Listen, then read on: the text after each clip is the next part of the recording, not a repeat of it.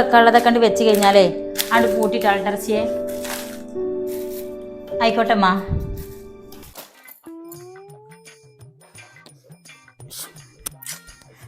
Recharge ചെയ്യാൻ പറ്റുന്ന. അതെ, നിങ്ങൾ ആരെങ്കിലും ഫോണൊന്ന് തരുമോ?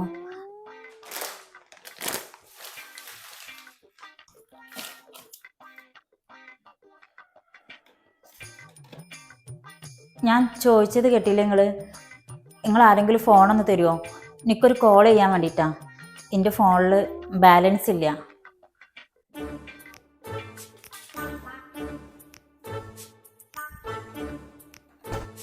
എൻ്റെ പണി കഴിഞ്ഞിട്ടുണ്ടെങ്കിലേ ഈ ബേക്കറി സാധനങ്ങളൊക്കെ ഒരു ടിന്നിലാക്കിങ്ങാണ്ട് ആ റൂമിൽ അൽമാറയ്ക്ക് വെച്ചാളട്ടാ.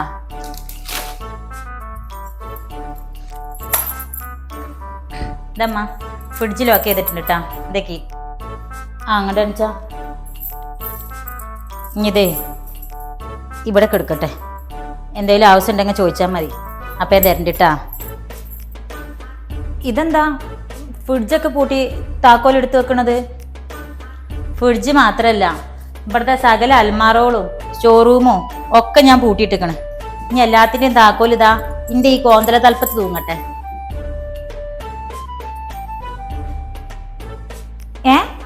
അതെങ്ങനെ ശരിയാവും?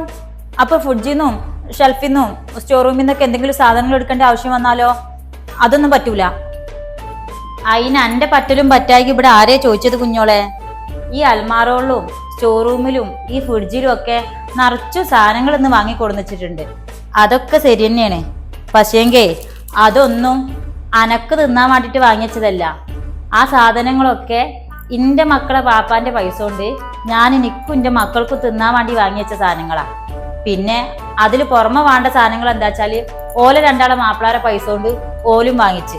അതുകൊണ്ട് ഈ സാധനങ്ങൾ കണ്ടിട്ടൊന്നും ആരും തുള്ളാൻ നടക്കണ്ട. ഇതിമൊന്നും എൻ്റെ അനുവാദം കൂടാതെ ഒരു മനുഷ്യനും തൊടാന്ന് വിചാരിക്കണ്ട. അതെങ്ങനെ ശരിയാവും? പിന്നെ ഞാനെന്താ എയർ വിഴുങ്ങി ജീവിക്കുവോ? എയറോ പയറോ എന്താച്ച പുയിങ്ങേ തിന്നേ എന്ത് വേണമെങ്കിലും കാട്ടാം. ഇനിയിപ്പോ അനക്ക് വേറെ വല്ലതും വേണമെന്നുണ്ടെങ്കിൽ ആരിസിന്റെ പൈസ കൊണ്ട് ഇജ് വാങ്ങിക്കേ ഉണ്ടാക്കി തിന്നേ അങ്ങനെ വാങ്ങിച്ചാൽ അങ്ങനെയും ചെച്ച. ഇവിടെ അതൊന്നും ആർക്കും അറിയും വേണ്ട. ഇജ് വാങ്ങണ മുതല് ഞങ്ങൾക്ക് ഒരു മനുഷ്യനക്ക് വേണ്ടേനു. എന്താ അറസിയേ എന്താ എടുത്തച്ചാ?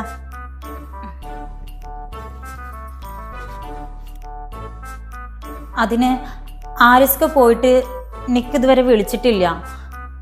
നിക്കിന്റെ കയ്യിലാണെങ്കിൽ അങ്ങോട്ട് വിളിക്കാൻ റീചാർജ് ചെയ്യാനുള്ള പൈസ ഇല്ല. നിങ്ങൾ ആരെങ്കിലും ഫോണൊന്ന് തരികച്ചാ ഒന്ന് വിളിച്ചു നോക്കായിരുന്നു. അത് കൊള്ളാലോ. അപ്പൊ എൻ്റെ ആരിസ്ക അനക്ക് ചെലവിനുള്ള ക്യാഷ് പോലും തരാണ്ടാണ് കുഞ്ഞോളെ പോയത്. അപ്പൊ ഈ അല്ലേ പറഞ്ഞിരുന്നേ ആരിസ്ക എൻ്റെ ചെലവ് മാത്രമേ നോക്കുള്ളൂ, എൻ്റെ കാര്യങ്ങൾ മാത്രമേ ചെയ്യുള്ളൂ എന്നൊക്കെ. പിന്നെ എന്തേ അനക്കൊന്ന് റീചാർജ് ചെയ്യാനുള്ള ക്യാഷ് പോലും തരാണ്ട് പോയത്? അത് പിന്നെ ആരിസ്ക അവിടെ ചെന്നപാട് ക്യാഷ് ഇട്ടരാന്ന് പറഞ്ഞിരുന്നു. പക്ഷെ അവിടെ എത്തിയതിന് ശേഷം വാട്സപ്പ് നോക്കിയിട്ടുമില്ല, നിക്കാണെങ്കിൽ വിളിച്ചിട്ടുമില്ല. ഇന്നിപ്പോൾ രണ്ടാമത്തെ ദിവസം കഴിയാറായി തുടങ്ങിയില്ലേ. എൻ്റെ ഫോണൊന്ന് തരുമോ? ഞാനൊന്ന് വിളിച്ചു നോക്കട്ടെ. അങ്ങനെ വരാൻ വഴിയില്ലല്ലോ. ഈ പറഞ്ഞ എന്തും കേൾക്കുന്ന ആരിസ്കല്ലേ. അപ്പൊ പിന്നെ അനക്ക് വിളിച്ചില്ലെങ്കിൽ വേറെ ആർക്ക് വിളിക്കാനാ? അല്ലേ അമ്മ? സത്യമായിട്ടും എനിക്ക് വിളിച്ചിട്ടില്ല. നിങ്ങൾക്ക് ആർക്കെങ്കിലും വിളിച്ചിരുന്നോ? മെസ്സേജ് അയച്ചിരുന്നു ഞാൻ. പക്ഷെ അതൊന്നും നോക്കിയിട്ടൊന്നുമില്ല. എൻ്റെ ഫോണൊന്ന് തരുമോ? നിക്കിപ്പോൾ അതിൻ്റെ ആവശ്യമില്ല. എല്ലാം തികഞ്ഞ ആളല്ലേ ഈ. ഒറ്റയ്ക്ക് എന്തെങ്കിലും വഴിയുണ്ടോ നോക്ക്. ഇതൊക്കെ എന്ത് സാധനാടി? വലിയ ആങ്ങള സ്നേഹിയാണെന്ന് പറഞ്ഞിട്ട് ആരിസ്ക പോയിട്ട് ഇത് രണ്ടാമത്തെ ദിവസം കഴിയാറായി, ഇതുവരെ വിളിച്ചിട്ട് പോലില്ല എന്ന് പറഞ്ഞിട്ടു അനക്കൊന്നൊരു വേജാറും വിഷമമൊന്നും തോന്നണില്ലേ? അങ്ങനെ വേജാറും വിഷമമൊക്കെ ഉള്ള പെങ്ങളെന്നായിരുന്നു ഞാൻ. പക്ഷേ ഇത്തവണ ആരിസ്ക പോയതിന്റെ ശേഷേ നിക്കെന്തോ അങ്ങനെ വലിയ ടെൻഷനും കാര്യങ്ങളൊന്നും തോന്നണില്ല. അല്ല ഉമ്മാക്ക് വിളിച്ചിരുന്നോ? കാര്യം ഓനിപ്പിന്റെ മകനൊക്കെ തന്നെയാണ് വെച്ചാലും ഓനക്ക് ഇപ്പൊ ഈ ദുനിയാവില് മറ്റെന്തിനേക്കാളും വലുത് ഇജാണെന്നാണല്ലോ ഇജ് പറച്ചല്.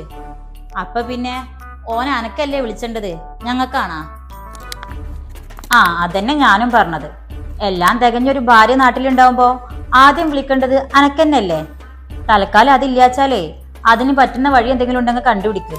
അല്ലാണ്ട് ഞങ്ങൾ എന്ത് ചെയ്യാനാ?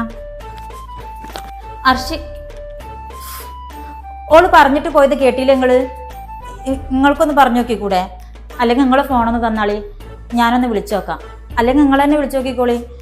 ആരിസ്ക പോയിട്ട് ഇന്ന് 2ാമത്തെ ദിവസം കഴിയാറായി തുടങ്ങിയില്ലേ.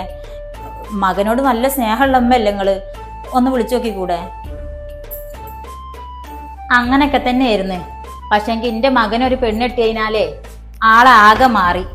അല്ല മാറിന്നല്ല, മാറ്റിന്ന് വേണല്ലോ പറയാന്. അപ്പൊ ആരിസ്ക വിളിക്കാഞ്ഞിട്ട് നിങ്ങൾക്കൊരു സങ്കടവും ഇല്ലേ? എൻ്റെ മകനക്ക് അന്നോളം വലുതായിട്ട് വേറെ ഒന്നും ഇല്ലാന്നല്ലേ ഇജി പറഞ്ഞിരുന്നത്. അങ്ങനെയുള്ള ഒരു മകന് വിളിച്ചാലും വിളിച്ചില്ല എന്നുണ്ടെങ്കിലും ഇക്ക് പ്രത്യേകിച്ച് ഒന്നും തോന്നണില്ല.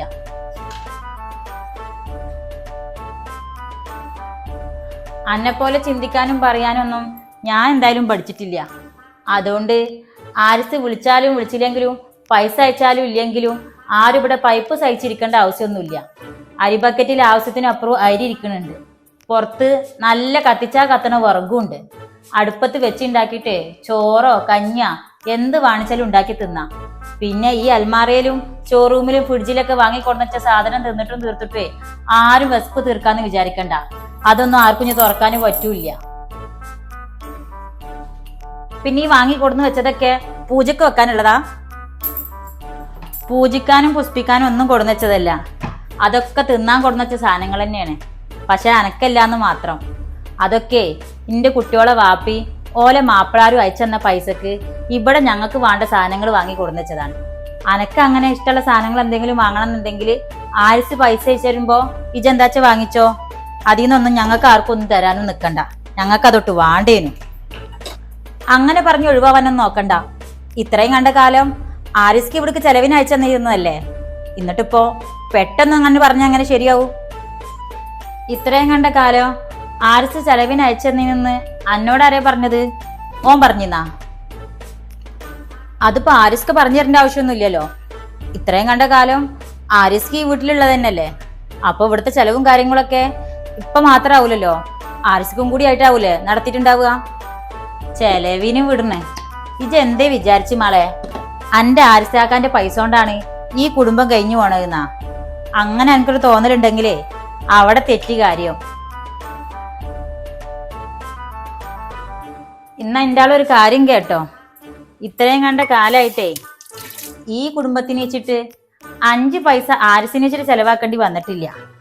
അല്ല നിങ്ങളെ കല്യാണം നടത്താൻ പോലുവേ ഇജ് ഇന്നലെ ആട്ടിവിട്ട 2 നാത്തൂമാരില്ലേ, ഓലെ 2 മാപ്പിളാരാ ഓന്റെ എടും വലും നിന്നിട്ട് കാര്യങ്ങളൊക്കെ കൊണ്ടടന്നിന്നത്.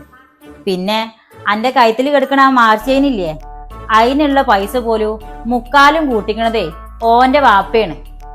അതുകൊണ്ട് ആരിസിന് ഈ കുടുംബത്തേക്ക് ഇച്ചിരി ചെലവഴിക്കണെന്നുള്ള കണക്കൊന്നും ഇവിടെ ആരും പറയേണ്ട ആവശ്യമില്ല. അതൊന്നും ഇപ്പൊ അത്ര വലിയ കാര്യമായിട്ട് പറയേണ്ട കാര്യമൊന്നുമല്ല. ഇതിപ്പോ എല്ലാ കുടുംബങ്ങളിലും സാധാരണ ഉള്ളത് തന്നെയാണ്. ഒരാങ്ങളുടെ കല്യാണം ഉണ്ടാവുമ്പോ അളിയന്മാര് സഹായിക്കണതും ഇപ്പൊ സഹായിക്കണതും ഒക്കെ അതൊന്നും ഇത്ര പറയേണ്ട കാര്യമൊന്നുമല്ല. അതൊരുമാതിരി കൈക്കോട്ടിന്റെ സ്വഭാവമായി പോയല്ലോ കുഞ്ഞോളെ. എല്ലാം ഇങ്ങോട്ട് കിട്ടണം എന്ന് ചിന്തിച്ചിട്ടുണ്ടെങ്കിൽ ശരിയാവൂലല്ലോ. അങ്ങോട്ടും ഇങ്ങോട്ടൊക്കെ കൊടുത്തും വാങ്ങിയും ജീവിക്കുമ്പോഴല്ലേ ഒരു ജീവിതാവുള്ളൂ. ഇത്രയും കാലം ഞങ്ങൾക്ക് 2ആൾക്കുള്ളത് ഞങ്ങളെ ആങ്ങൾക്കുന്നേ ഞങ്ങൾ വിചാരിച്ചിട്ടുള്ളൂ. പക്ഷെ ഇനിയിപ്പോൾ അതിൻ്റെ ആവശ്യമില്ലല്ലോ. അതുകൊണ്ട് ഞങ്ങൾ 2ആളുമേ ആ സ്വഭാവം കൊണ്ട് വേണ്ടാന്ന് വെക്കാണ്. ഇനി ഞങ്ങൾക്കുള്ളത് ഞങ്ങൾക്ക്, ഞങ്ങൾ ആങ്ങൾക്കുള്ളത് ഞങ്ങൾ ആങ്ങൾക്ക്.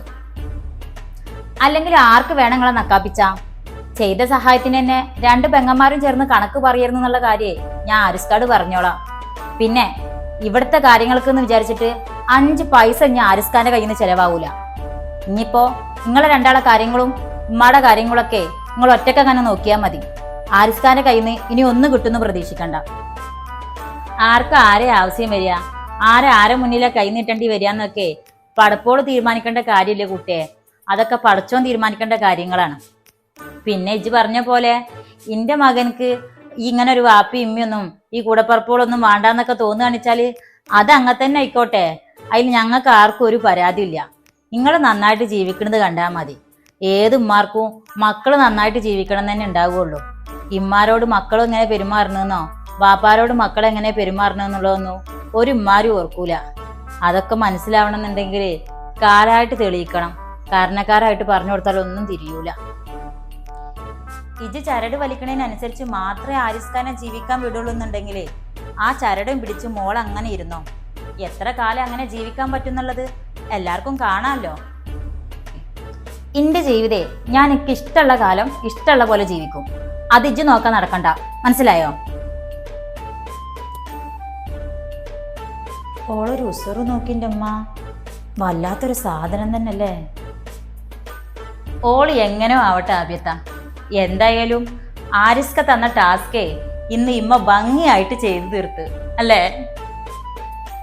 എന്തായാലും ഇന്നത്തെ ഫുൾ ക്രെഡിറ്റ് ഉമ്മ കൊണ്ടുപോയി. ഓൾ ഇത്ര ഒന്നും പ്രതീക്ഷിച്ചിട്ടുണ്ടാവില്ല.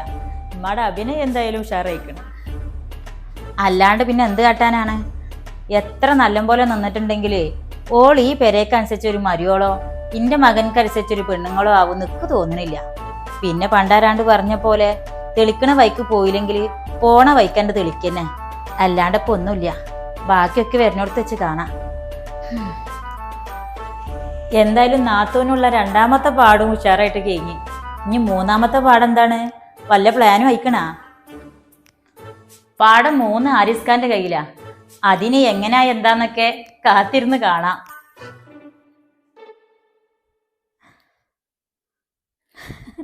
അപ്പോൾ നമ്മൾ 23ാമത്തെ എപ്പിസോഡ് ലെങ്ത് കുറവാണെന്ന് ദയവ് ചെയ്തിട്ട് ആരും കംപ്ലൈൻറ്റ് പറയരുത്. അതിനൊരു പ്രത്യേക റീസൺ ഉണ്ട്. അപ്പോൾ അത് പറഞ്ഞ് ഞാനിപ്പോൾ നമ്മളെ ഈ ഒരു സ്കിറ്റ് ചാനലിൽ പറഞ്ഞ് പോരാടിപ്പിക്കണില്ല. അപ്പോൾ നമ്മളെ എഡിറ്റിംഗ് വീഡിയോൻ്റെ ഇടയിൽ ഒരു പ്രത്യേക ഒരു സാഹചര്യം കൊണ്ട് നമുക്ക് ഇന്നത്തെ എഡിറ്റിംഗ് അവിടെ സ്റ്റോപ്പ് ചെയ്യേണ്ടി വന്ന്.